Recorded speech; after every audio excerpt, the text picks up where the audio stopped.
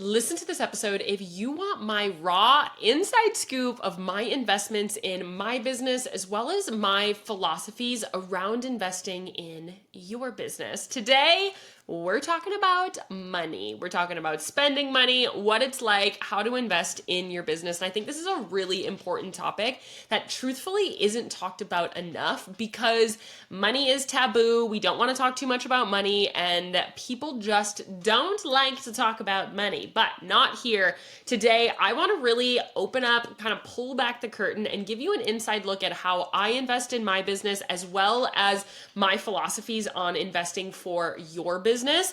I think that this is such an important topic to talk about because it's something that really is necessary. Because when we are talking about spending money in our business, it's not just like money going out, money going out, money going out. We are hoping to have this money that goes out actually have a return on investment. This is why I'm not saying expenses and spending. I'm talking about investments into your overall business. What I mean by investments is something that you are spending on that you will hopefully get a return. That can be technology. That can be by having a higher quality content, higher quality media.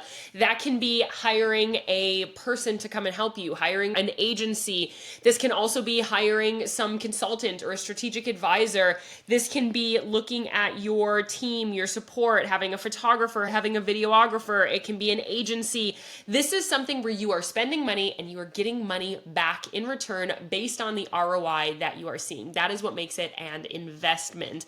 And I am somebody that has invested heavily into my business in a lot of different ways over the last 5+ years that I've been in business here, as well as the businesses that I have run in the past, as well as I have people that invest anywhere from $5,000 to $50,000 into me. So I am talking a lot with a lot of different people with money. I'm either advising my clients of where to spend their money, if they need to invest in ads or if they should invest in, branding, photography, whatever. They are investing into support from me because that's how I work with people. That's what my business is I work with a lot of product-based business owners, as well as I invest into my business each and every year. And that is what we are talking about here today. Today, we're going to talk about the good, the bad, and the ugly of my investments, what questions I ask when I'm making an investment, some of my major philosophies and takeaways that I've gotten. And then we're going to talk about a good place for you to start investing as well. One thing when we talk about this is I just want to give a good disclaimer. I know that talking about money is kind of taboo, and just realize that I've been in business for a long time. When I throw around these numbers, I don't take it lightly. I am a thrifty gal. I understand that some of these numbers that I'm talking about can seem like I'm coming from an immense place of privilege, but we have to remember, I'm not going to apologize for it because these investments are what have helped me grow the business that I have today. Because again, these are not things that are just empty investments.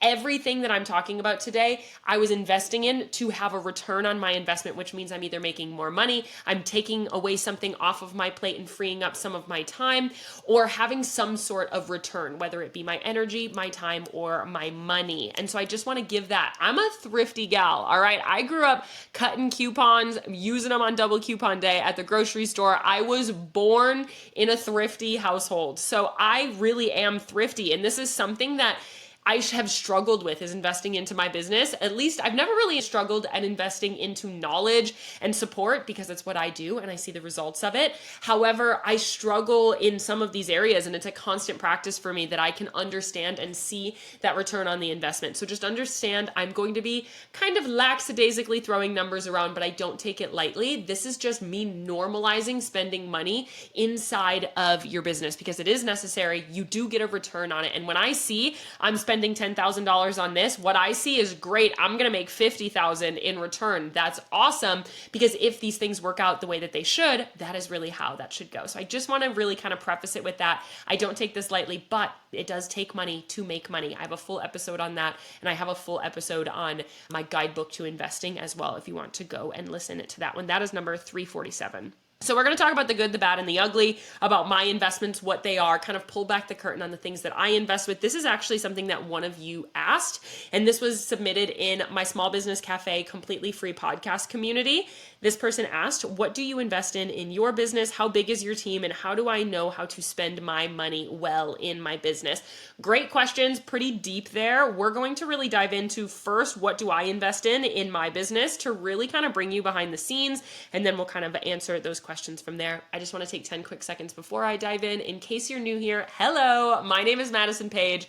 I am the host of the Small Business Growth Podcast. I help you turn your small business into a brand that lasts, stands out, and becomes that next household name that you really want it to become. I like to teach in a fun conversational type of way where I give you raw and real and genuine business growth advice because I want it to feel like we're sipping coffee and chit-chatting about business. So let's dive in. The good, the bad, the ugly.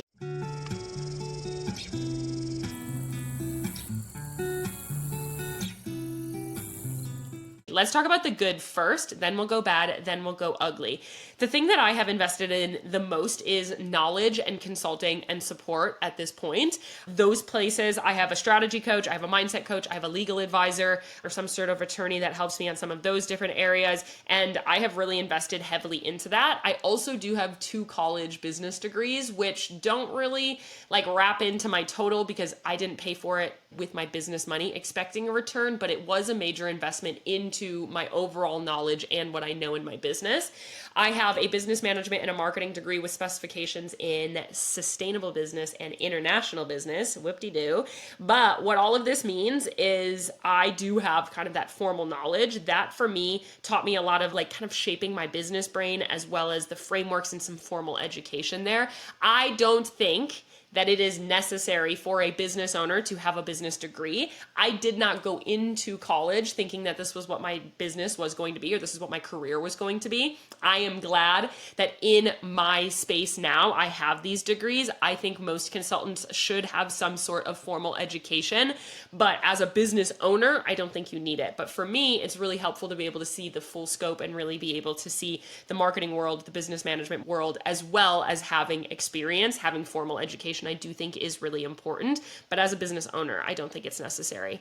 The places that I invest into other knowledge and support is business coaching as well as business consulting. So in the beginning of my business, I was involved in a lot of business coaching. Now I'm more so in consulting, coaching where it's like courses, they're teaching me frameworks, they're teaching me strategies. Now consulting is having people come in, audit my processes, audit what I'm doing, and basically find my blind spots. I do that in both a strategy capacity and a mindset capacity. I think it is incredibly important to have both. I am a strategy gal. I have always led with strategy. If I were to add up all of the money that I have spent without my college degrees in business coaching and consulting, it would probably be close to $50,000 to $60,000 at the very least in my business. If I'm doing some quick math, 50 to 60,000 at least in that over the 5 years of my business.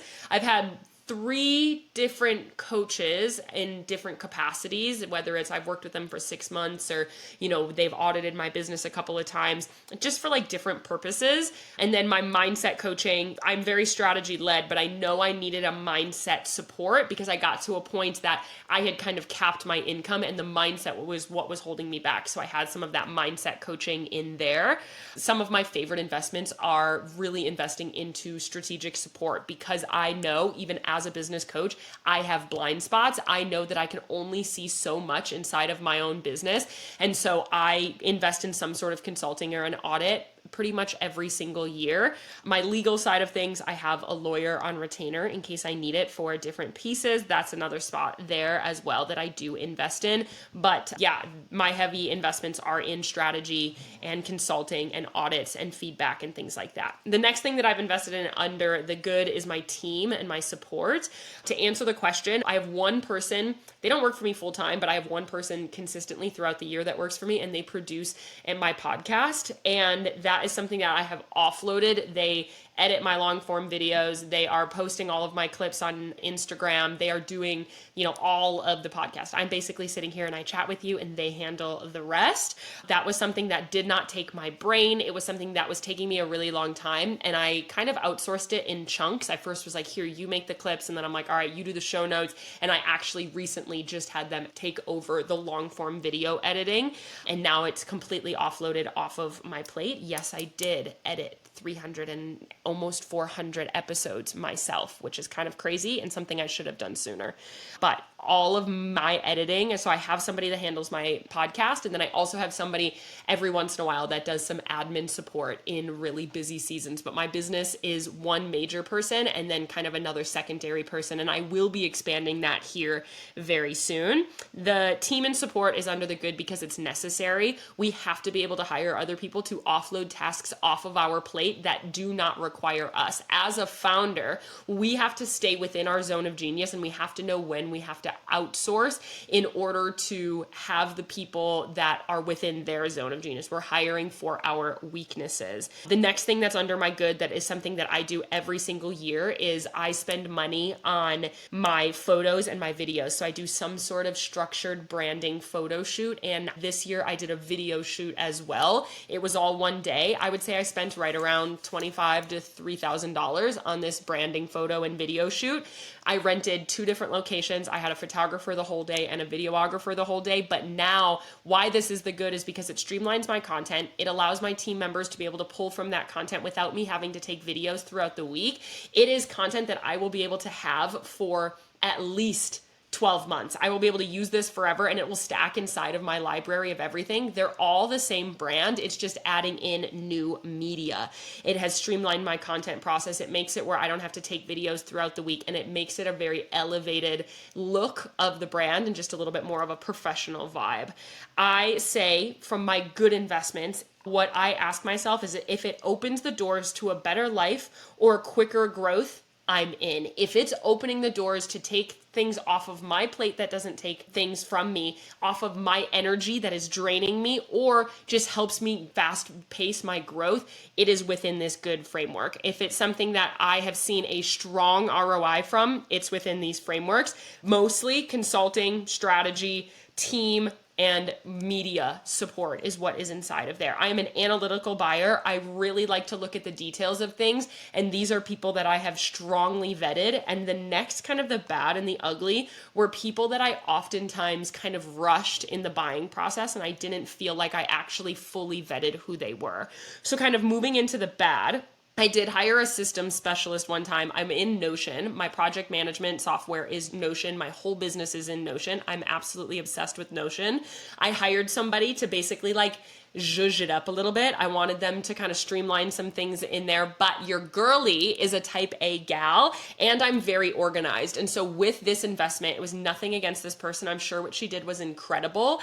I just hired something out that was not my weakness. I am organized, and I really like things the way that I like them.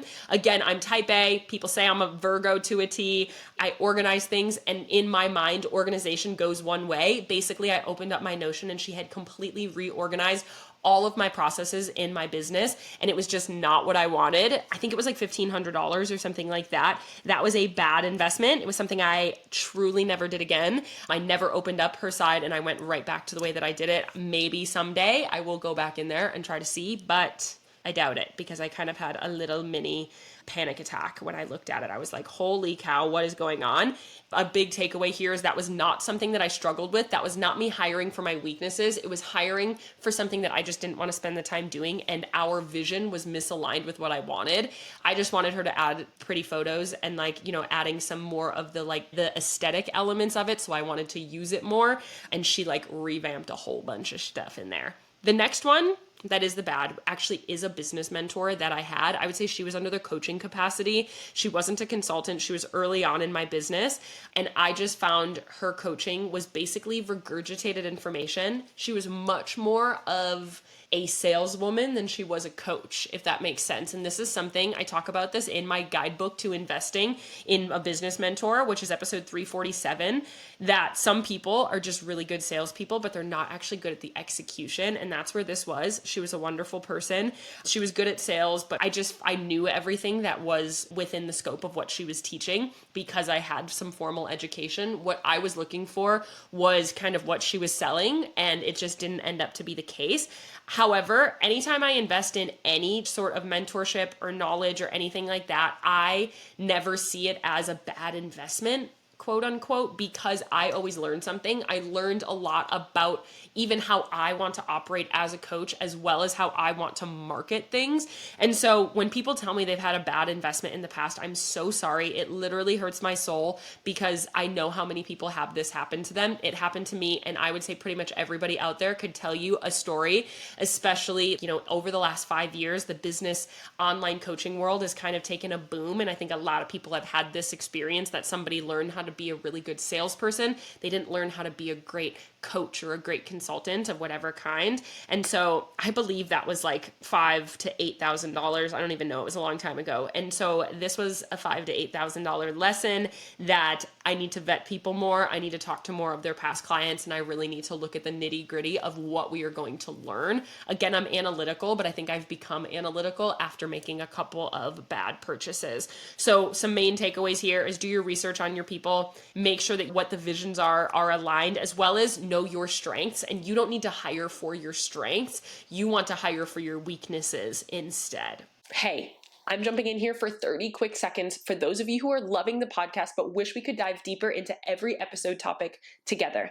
I have actually started a completely free podcast community called the Small Business Cafe for exactly this purpose. Inside this community, we dive deeper into every podcast episode, provide bonus resources, and actually host completely free monthly coaching calls with me, so you can get your questions answered. Plus, you get to submit your questions for our Friday coaching session episodes and connect with other founders too. If you have been loving being a part of this podcast and want to connect with other brand founders, plus get extra support from me, click the link in the show notes below to join. Last but not least, we're going to talk about the ugly of the investments that I have made. This is a video agency. If you've followed me on Instagram for less than a year, you have seen these videos. It wasn't that long ago. I basically hired a video agency to help me create reels, a little bit more like elevated produced reels. What I wanted was just like more elevated, a little higher produced reels where they had some audio, they had some pop-ups, but I had a very specific image of what I was looking for. I didn't want the like very hyper masculine AI, like rocket ships and weird little sounds and things like that. And that was exactly what they did. Again, during the sales process, I was like, this is my image. I have a vision behind it. I have my own strategy. I know what I want it to be. Again, I teach marketing, so I'm kind of specific about what strategy of marketing I am using, because people see my marketing, they have to know that this is what I'm going to be selling to them and I'm going to be teaching them. And they basically said, yes, yes, yes, it's totally customizable. We'll fit your brand. And once we got in there, they just kind of refused basically to do the vision that I really wanted. I was under a 3-month contract with them. I think it was like $1,500, $2,000 a month or something like that. And I pulled the plug after like 6 weeks. I had made a bunch of videos. I was so stressed to make the next month. I had talked to them a couple of times. I really tried to make it work, but after a while of like us just like butting heads on what the vision was versus what they were willing to do and what I was paying for, I've decided, I was like, you know what, keep the money. I'll pay you. We're under contract. I understand.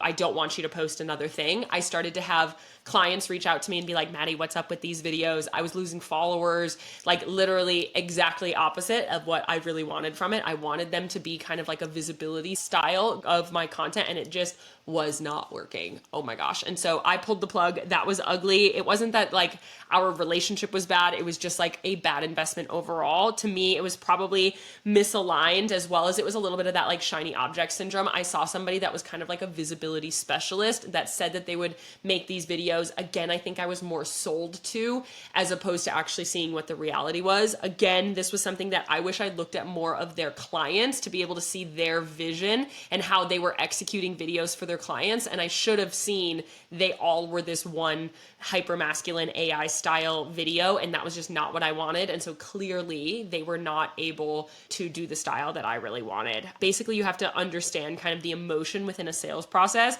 take things at face value. If that's what it looks like it's going to be, it probably will be. But we also just have to realize that there's going to be times where we have bad investments inside of business. Talk to anybody. Everybody has had something that they're like, oh my gosh, I spent so much money. I had a colleague the other day said that they spent like $30,000 on a new website and they scrapped it. Like they hated it when it was done and they just lost out on it.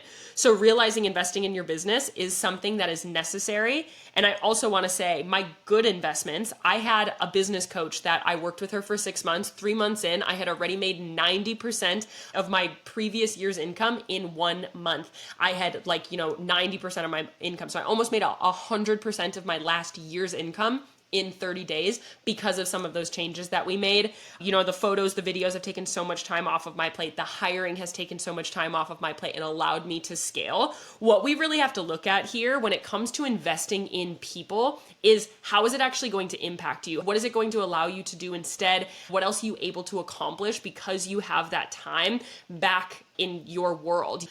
I don't have to edit my long form videos now, which took me about 3 hours a week, which then means now those 3 hours can be spent actually growing my business, working on growing my business. And so understanding that every investment, we have to look at it as how is this going to either allow me to grow my business elsewhere, or is this going to allow me to find gaps that I don't know are there, improve my overall actions? And is it going to help me with my time? Is it going to help me with my energy? Or is it going to help me with my growth and my outcomes is really where I am hiring from. And so to kind of answer your questions, what do I invest in business? I mostly invest in consulting.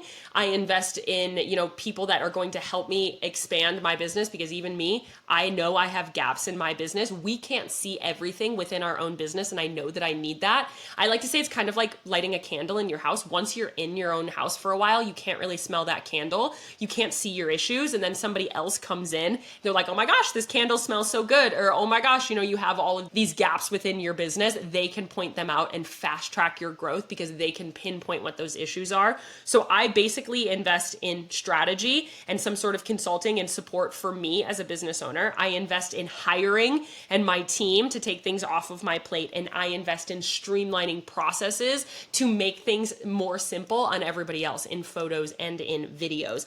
Now, I do have questions that I would recommend you ask when you are in this process of looking to invest in something. And then also talking about where a product-based business should invest as well. So questions that I would recommend you ask: is this something that actually takes my brain? I want you to really think about right now, what are you spending your day-to-day doing? Are you making content? Are you making your product? Are you shipping products? Where is the majority of your time going? Because I hear it all the time. You are so busy, and I know that you are, and business owners have to be able to grow their business as well as work in their business. So, every task that you're doing, I would ask yourself, is this something that takes my brain? I would audit your time for 3 to 5 days, look at what am I doing, kind of write down those big tasks. Is this something that takes my brain to do? My brain, my creativity, my strategy, my face, whatever that may be. I can never outsource my podcast. It's me, it's my face. I could never outsource my coaching. I could. People do outsource coaching eventually. It's not something that I'm willing to do.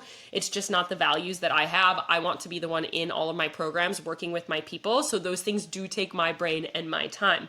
Is this something that is worth my time? Editing my podcast, it didn't take my brain, and it also wasn't worth my time. It was time to outsource. For me, what I have started to do is I look at how much money I make versus how many hours I work or want to work, and I see what am I evaluating my hourly wage at, kind of like my quote unquote hourly wage. If I were to really calculate it, and let's just say it's $500 an hour, then if it would cost me less than $500, if it would take me an hour to do something, let's say it took me an hour to edit a podcast episode, if it would cost me less than $500 to outsource it to somebody else, it's worth it to outsource because it's actually cheaper, quote unquote, it's cheaper to have them do it than to have me do it, because technically my hourly wage is X amount of dollars. So is this something that is worth my time? That is how I think about my time. Next is, what am I choosing? by choosing to do this myself? Am I choosing from a value perspective? What am I giving up because I'm choosing to do this myself? So for you, shipping your products, what are you choosing by choosing to ship your own products? You are choosing to spend 3 hours a week to ship your own products, but that also means that you are choosing that you can't do your social media. You can't do your emails to the full extent. You can't do some of these things that are going to help you grow your business. So we have to look at, what are you choosing? Kind of what is that opportunity cost every time you are choosing to do some of these things? Can I fully do this well alone? Again, we're hiring for our weaknesses all the time. That is really at my core when I sit down and I'm like, all right, what am I trying to hire out here? I'm hiring for my weaknesses and I'm hiring the busy work that doesn't take my time. And so where are you not able to do something well alone? And that can be in the consulting realm. I know I cannot audit my own business well alone because I am blinded to a lot of different things. That is why that is the key thing that I really do invest in. And then how long have I been struggling with this? Is this something that I feel like I've just been struggling with for, 24 hours and I'm frustrated? That was what happened when I hired somebody for my systems and my Notion, is I was just like sick of trying to figure out the aesthetic side of it and watching YouTube videos that I tried to just hire it out. But I realized it just wasn't something. It was like in a moment, it was kind of emotional. It was not something that I really sat with to be like, is this something that I really need to spend money on? So is this something that takes my brain? Is this something that is worth my time? What am I choosing by choosing to do this myself? And what am I not able to do? Can I fully do this well alone? And how long have I been struggling with this? That is kind of some questions that I ask. If you want a full guidebook to investing in your business, go listen to episode 347. It's fully, how to invest and how to choose good people within your world. Now, when it comes to a product-based business, of course, that looks different than a service-based business. There's a lot of different ways that you can kind of reinvest back into it. I would say the major piece, it depends on your stage of your business as well as who you are. Again, we want to hire for your weaknesses and hire for the things that you can't do well alone. So if you're a creative and you're not a strategy person, we need to get strategy people inside of your business. We need a consultant. We need somebody to add some structure. If you are a little squirrel brained and you're like all over the place, you need somebody to help you sort through your ideas and add some structure. If you are strategic and you're great at spreadsheets and you're just like really bad at the graphics and the photos and things like that, we need to hire more creative people.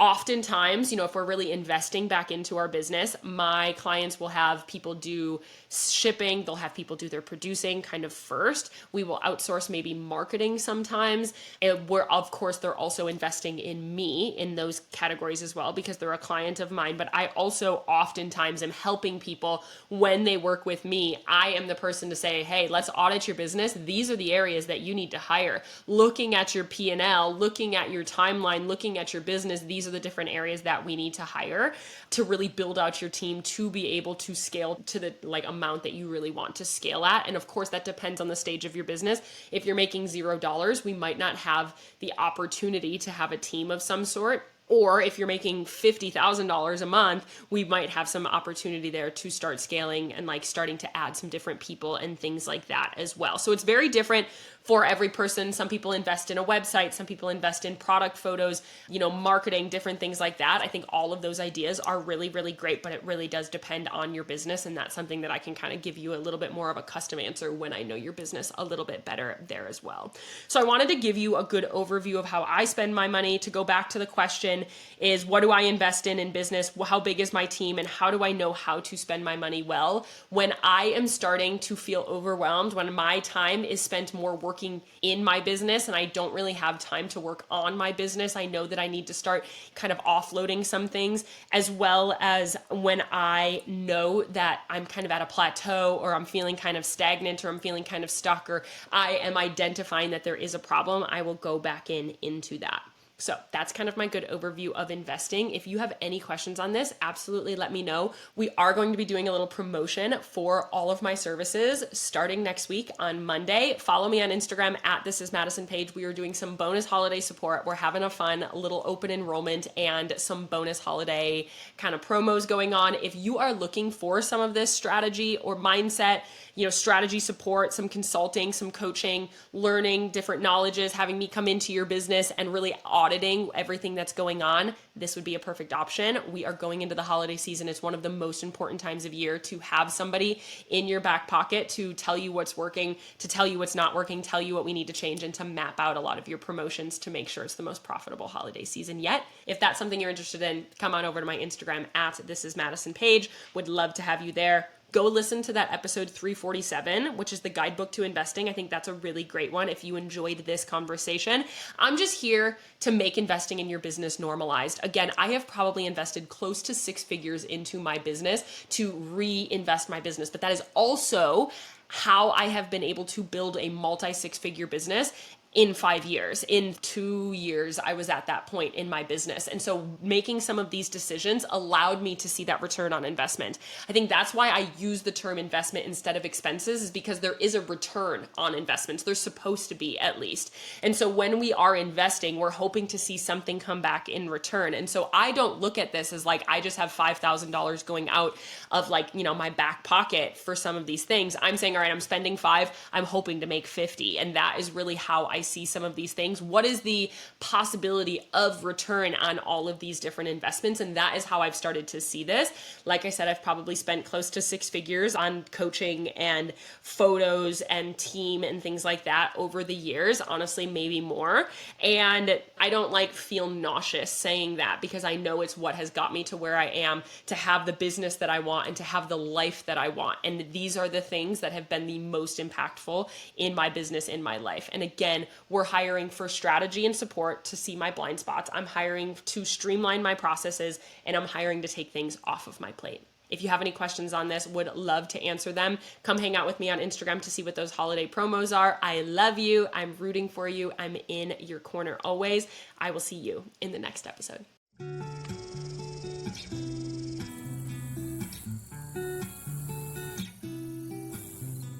If you found today's episode helpful and are looking for more tangible ways to grow your business, make sure you are subscribed to the show.